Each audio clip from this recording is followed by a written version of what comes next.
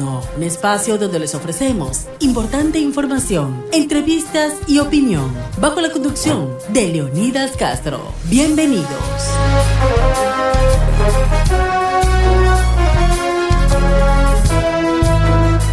¿Cómo están? Buenas noches, bienvenidos. Soy Leonidas Castro con ustedes aquí en un programa más de Diálogo Nocturno, pues llegando ya al final de la noche, pues con las novedades que se han registrado en este día. Como sabemos, desde temprano se conoció, la CONAIE levantó el paro, decidieron levantar el paro, luego de que el presidente Daniel Noboa había anunciado más temprano en la mañana de que iba a despejar las vías con más contundencia, con más fuerza, justamente para tratar de desbloquear las carreteras y las vías del país después de más de un mes de paralización, 31 días de paralización, pues finalmente terminaron. El presidente Daniel Noboa lo dijo muy temprano en la mañana, que la misión de las Fuerzas Armadas era entre hoy o mañana justamente despejar las vías, principalmente en Otavalo, en Cotacachi, allá en la provincia de Imbabura, en la zona de acá también de Pichincha, el norte de Pichincha. Pues bueno, y finalmente el presidente de la CONAIE, Marlon Vargas, envió un mensaje a sus comunidades pidiendo que se replieguen, que se retiren, que despejen las vías, que levanten los bloqueos y que iban a permanecer en asambleas permanentes. Eso pues es lo que anunciaban, y señalaron también que iban a hacer campaña por el no. Pues bueno, en todo caso, el gobierno pues finalmente logró controlar todas estas situaciones y se ha levantado la medida, de hecho, de la CONAIE. Casi un mes de paralización, definitivamente ha sido complejo el tema. Entre otras cosas, pues registradas en este día, pues el presidente también muy temprano en la mañana destacaba que los bancos han tenido utilidades, han ganado bastante dinero este año, y les estaba pidiendo a la banca a la banca privada que paguen el 13º sueldo a sus empleados a partir del 14 de noviembre, es decir, el próximo mes. Y pues eso ha tenido ya respaldo. El Banco del Pacífico ha anunciado hace poco pues que va a pagarle el 13º sueldo a sus empleados el próximo 14 de noviembre. Y pues entre otros temas, también el presidente Daniel Noboa destacaba ya en horas de la tarde en su cuenta de X, señalaba en el mensaje que dice de la manera textual: a los que se levantan, trabajan y producen, les hablo con resultados, no con promesas. En septiembre la inflación fue de 0.08%, una de las más bajas de la región. No coman cuento, el precio del gas no va a subir. Y para que el sector productivo y el transporte planifiquen con certeza y sepan que el diésel bajará, anunciamos de hoy los nuevos precios: 2.78 el galón desde el 15 de septiembre y 2.70 el galón desde el 15 de febrero. Estamos pasando del discurso al hecho, cuidando la economía del Ecuador y la de los hogares. Y para quienes disfrutan que el Ecuador le vaya mal, la realidad les arruinó el titular una vez más, dijo el presidente Daniel Noboa en su cuenta de X. Así que el anuncio ya fue formal. El diésel va a bajar a 2.78 el galón a partir del 15 de diciembre y a 2.70 a partir del 15 de febrero. Así un poco las novedades del país, de los hechos que se han registrado en este día. Por supuesto, pues ya terminando la paralización de la CONAIE, que duró más de un mes. Y pues bueno, para conversar un poco también de la situación petrolera, cómo está, queremos saludar al economista Miguel Robalino, está con nosotros, experto petrolero. Miguel, ¿cómo está? Es consultor energético también. Buenas noches, bienvenido, gracias por estar aquí con nosotros en Diálogo Nocturno. Le saluda Leonidas Castro. Buenas noches, Leonidas, un saludo cordial a usted, a su radioaudiencia. Para mí siempre un privilegio estar en este prestigioso medio. Muchas gracias, Miguel, gracias por estar con nosotros. ¿Qué opinión le merece aquel anuncio del presidente Daniel Noboa de reducir el precio del diésel a partir del 15 de diciembre y a partir de febrero también? Es unas bajan algunos centavos, pero igual permite pues manejarse un poco con los costos reales. Lo que ha terminado en este paro este día, que finalmente pues perdió mucha gente, perdieron muchos ecuatorianos. ¿Cómo analiza este tema, Miguel? Bueno, primero que esto va a marcar un hito en la historia del país. Recordemos que los subsidios se implantan en el año 1974, justamente en el gobierno del general Guillermo Rodríguez Lara. La razón fue los altos precios del petróleo como consecuencia de la guerra de Yom Kippur que se desarrolló desde 1973 en Medio Oriente, y eso por los bloqueos petroleros de Medio Oriente obligó a que suban los precios a tal punto que la decisión que tomó en esa época el gobierno, que desde luego no fue una decisión técnica ni económica, sino una decisión política, nos ha afectado durante casi 50 años. Entonces, con este contexto, Leonidas, este hito que marca el prácticamente liberar los precios, es decir, sincerar los precios, porque esa es la palabra correcta, estos precios bajos artificiales, porque aquí hay que entender que el subsidio, que lógicamente ya se ha hablado muchísimo que no ha llegado a donde se correspondía, a la final todos salimos pagando el verdadero costo de traer un galón de diésel o un galón de gasolina, para que se entienda. Entonces, este nuevo hito que marca la eliminación del subsidio, que de hecho todos o muchos países ya han salido, aquí en la región de América Latina, los únicos que hemos mantenido el subsidio somos Ecuador, Venezuela, lógicamente Bolivia, porque de hecho el resto, Colombia, Perú, Chile, Argentina, prácticamente han salido de los subsidios. Entonces hay que entender que el subsidio es el que genera el déficit justamente en el presupuesto general del Estado por un lado, y por otro lado también el subsidio genera muchísimo el contrabando, el subsidio genera los mercados negros, etc. Entonces, desde esa perspectiva, ahora el tema sería cómo hay que actuar o qué hay que hacer ahora que se ha eliminado el subsidio, porque recordemos que todavía hay combustibles con subsidio, como es el caso del gas. Pero en todo caso, el caminar hacia ese objetivo de eliminación es bueno desde el punto de vista que haya modelos de compensación sumamente fuertes, y por otra parte también, si bien es cierto, los subsidios en el mundo existen, Leonidas, existen los subsidios directos e indirectos. Estos subsidios deben ser temporales por un lado, deben tener un objetivo y lógicamente por otro lado también se hace en base a acuerdos. El hecho de que se haya eliminado un subsidio que muchos gobiernos pasaron y no tomaron esa decisión, también es fundamental de que este gobierno, como dicen popularmente la gente, el pueblo, agarró al toro por los cuernos. Es decir, el presidente Daniel Noboa hizo lo que ningún mandatario se atrevió a hacer.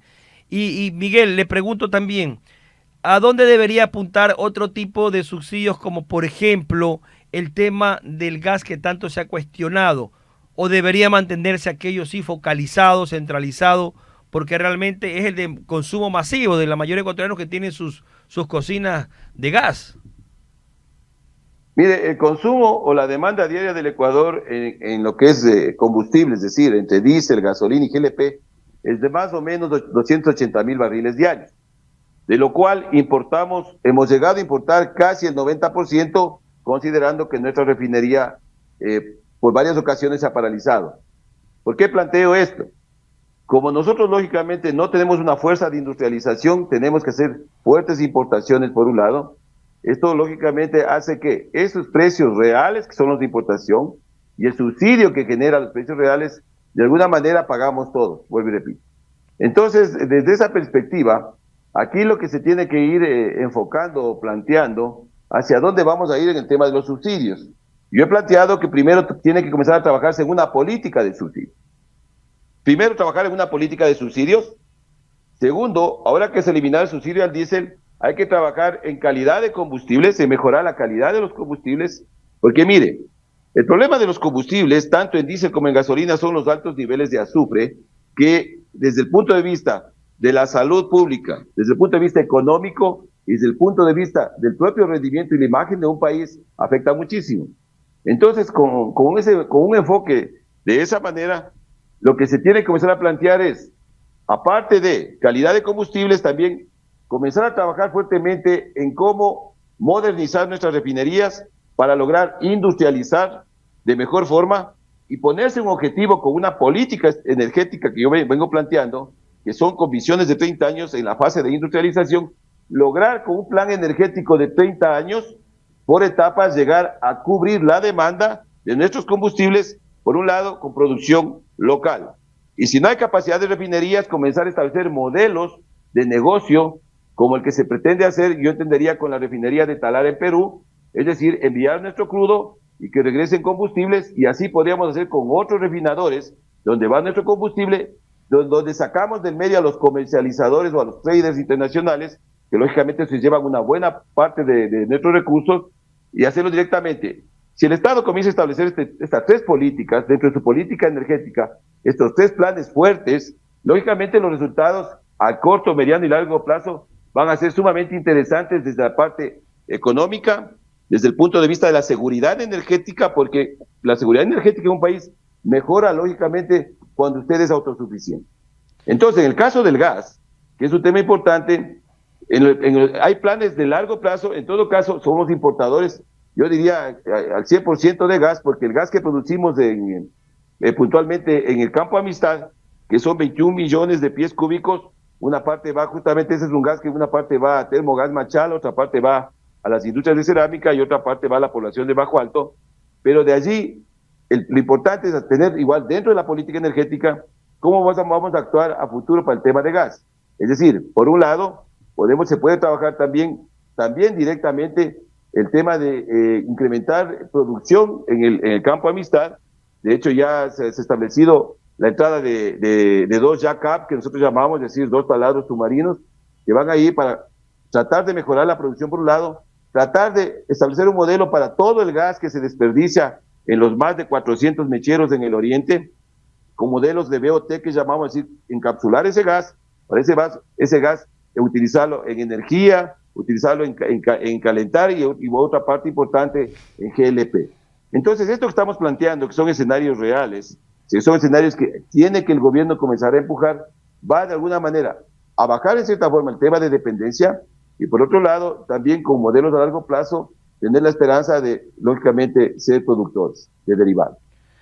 Miguel, el hecho de que el precio del petróleo vaya cayendo también en el mercado internacional, ¿cuánto podría afectarle al gobierno que pese a los esfuerzos que ha tenido que hacer durante estos 30 días de paros para tratar de mantener la economía a flote? De hecho, se destaca por parte del presidente que Ecuador alcanzó en cifras una de las inflaciones más bajas de la región, 0.08% en septiembre, que es lo último que nos ha mencionado el presidente esta tarde.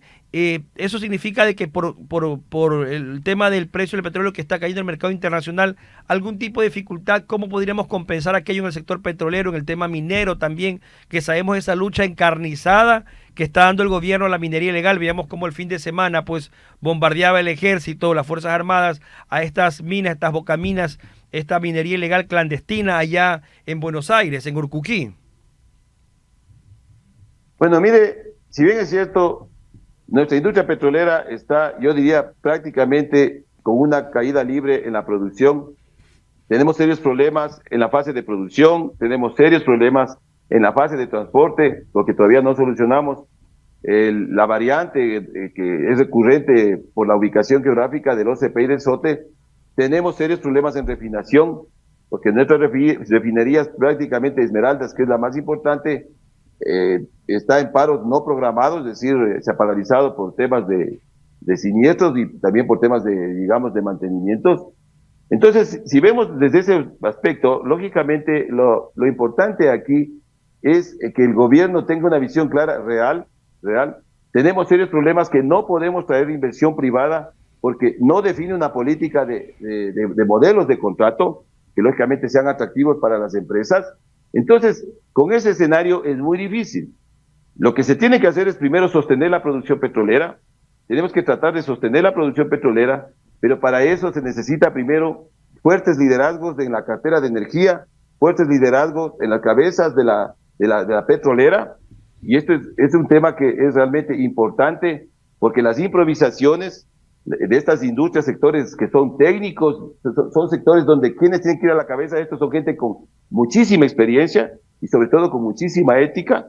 Entonces, si no solucionamos la parte estructural de Petroecuador, yo lo veo bastante difícil.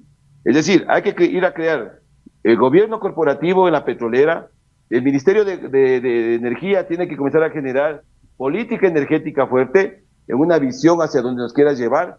Una visión de política energética es sostener la producción petrolera y hacer planes de corto, mediano y largo plazo para ir incrementando en base a los campos maduros. Yo he planteado que hay que irnos a los campos maduros, es decir, a los campos que ya tienen más de 40, 50 años porque tenemos reservas, tenemos infraestructura y lógicamente ahí lo que se necesita es un poco más de inversión para poder todo ese petróleo que se nos está quedando empujar. Entonces aquí el tema es contar, el gobierno tiene que analizar qué es lo que tiene realmente sobre la cancha, ¿sí? ¿Qué es lo que se puede hacer objetivamente y con plazos? Porque el problema es que en esta industria, Leonidas, hay que entender que cuando usted quiere incrementar un barril de petróleo, o 100, o 1000, o 1.000.000 de barriles de petróleo, como ofreció alguna vez un expresidente que nos mintió a todos, lógicamente no es un tema que se lo hace de la noche a la mañana. son procesos de mínimo 1 año, 2 años, 3 años, hasta 4 años. Entonces, con esa objetividad, yo plantearía que el gobierno tiene que, ante los precios internacionales, que justamente no depende de nosotros la volatilidad del precio, lo único que nos protege son costos de producción bajo, es decir, tratar de producir un barril de petróleo con el menor costo. La media aquí en el país de los 72 campos, si se hace con objetividad, no podría pasar de $18 por barril. Y hay campos donde pagamos hasta $40 en contratos que dejaron firmando gobiernos anteriores, lógicamente con empresas privadas. Entonces las tarifas son demasiado altas.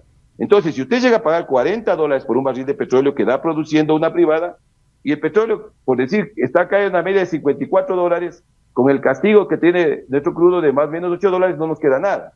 Entonces, aquí, la única forma de blindarnos de la volatilidad del precio es costos de producción bajos y ser eficientes como he planteado.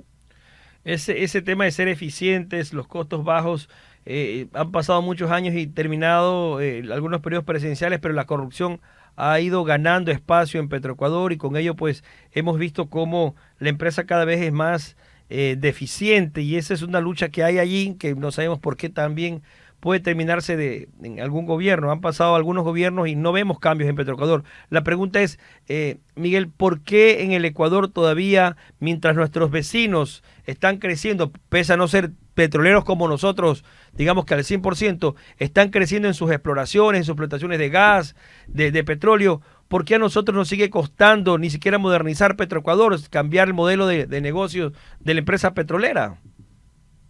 Porque los gobiernos que han pasado y los gobiernos de turno no son responsables con el país. Yo hablo de la responsabilidad de lo que significa manejar los sectores energéticos y estratégicos. Entonces usted ha planteado casos, lógicamente, muy reales, el caso de Perú, el caso de Colombia, que están juntamente, en donde ellos realmente, por más, digamos, inestabilidad política que tienen, como suele ser también en nuestro país, tus industrias siguen una línea de crecimiento. Y la pregunta es esa, ¿qué han hecho ellos que no hemos hecho nosotros? Ellos han comenzado, ellos han creado políticas energéticas. Mire, Colombia comienza con fuerza su cambio en el año 2003 en el gobierno del presidente Uribe, cuando a Ecopetrol él le convierte en una sociedad anónima, es una empresa por acciones, donde el mayor dueño es el Estado, y crea un modelo donde usted, al tener socios, una cierta mayoría, y estar en la Bolsa de Valores de Nueva York, lógicamente en el NIMES, usted llega a tener un control en donde la petrolera ya la mano política no puede entrar con mucha facilidad. Algo logrará entrar, pero no puede. Es decir, ahí se nombran los CEOs o los gerentes por periodos de 4 o 5 años. Venga el gobierno que venga, lógicamente duran en el puesto, porque usted si cambia un gerente cada 6 meses y encima pone un gerente que no sabe nada, es lógico saber que estamos camino al fracaso. Perú ha hecho lo mismo en el tema de minería, especialmente en el tema de gas. Ellos producen más de 1.400 millones de pies cúbicos de gas. Y lógicamente, mire, Perú, sin ser un país petrolero que tiene una producción de más o menos, ha llegado máximo a 90.000 barriles, está ahorita en una media de 50.000, tiene una refinería de conversión profunda de 95.000 barriles. Es porque hay una política energética, cómo manejar, es decir, cómo yo logro ser autosuficiente. Aquí no se ha establecido eso, y mientras no haya ese cambio, Leonidas, yo le veo muy difícil. Entonces, el gobierno tiene la responsabilidad de, primero, si tiene un plan energético, comenzar a aplicarlo. Si no lo tiene, comenzar a desarrollar inmediatamente con el carácter urgente, rodeándose de los mejores técnicos de la academia, poniendo en la cartera de energía y en la cabeza de todo el sector, Petroecuador, el CELEG, la empresa minera, a los mejores técnicos y ecuatorianos bajo una sombra que se llama política energética. Miguel, tengo una inquietud adicional antes de finalizar. Lo que puede hacer el presidente en el ámbito petrolero, ¿qué debería marcar la hoja de ruta después de la eliminación del subsidio al diésel? ¿Hacia dónde debemos caminar? Sí, ¿hacia dónde deberíamos ir como país, viendo que nuestros vecinos pues crecen? Ya lo analizamos ahorita, Perú, Colombia, Venezuela sigue exportando igual su petróleo, pese a lo que digan de que está en crisis. Venezuela sigue exportando, vendiendo petróleo al mundo. ¿Qué deberemos hacer nosotros? Mire, yo creo que lo primero que hay que hacer, siempre planteado, es sincerar un plan energético real, coherente y en base al tiempo. Es decir, si no, usted no tiene un planteamiento coherente, no solo en la industria petrolera, sino en la industria de gas, en la industria minera y en el sector eléctrico, ya hemos visto lo que pasó con los apagones, lógicamente no vamos a caminar a nada. Entonces aquí lo primero que, desde mi punto de vista, tiene que plantearse especialmente en la industria petrolera es hacer designaciones coherentes, porque mire, esto es muy sencillo. Si usted es un ministro de energía y usted no tiene claramente el conocimiento de cómo se desarrolla inclusive un campo petrolero, usted no tiene conocimiento de un yacimiento, usted no tiene un conocimiento de una visión del comercio internacional, por más asesores que le pongan, Leonidas, el liderazgo es otra cosa. El liderazgo no es el puesto, el liderazgo es que a usted le sigan por sus conocimientos, por su convicción y por su honestidad. Entonces, desde esa óptica, el gobierno creo que llegó el momento de comenzar a hacer un cambio total en toda la parte energética, para comenzar un plan inmediatamente que sea del carácter ejecutable. En la industria petrolera he planteado, tenemos que sostener la producción petrolera, tenemos que solucionar el problema de la variante en el transporte de SOTE y OCP, tenemos que solucionar el problema de las refinerías, es decir, ya no se hable de repotenciación, en refinación se habla de modernización y establecer un modelo de negocio en refinación para yo lograr con mi petróleo, con mi materia prima, establecer acuerdos con refinadores internacionales para mandarle mi crudo y traer mi combustible, y lógicamente tener una visión del mercado internacional en donde inclusive en primera base se tiene que también comenzar a hablar inclusive de reservas estratégicas, es decir, reservas estratégicas de nuestro petróleo, reservas estratégicas de los combustibles.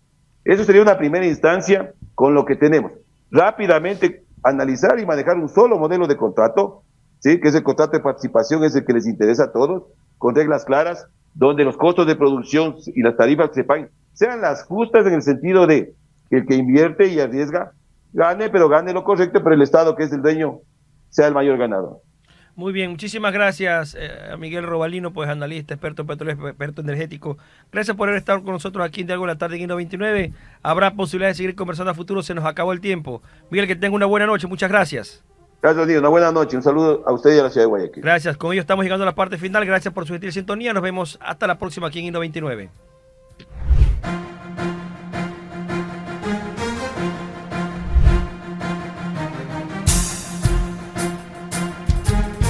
Y 99 presentó Diálogo Nocturno. Hasta la próxima.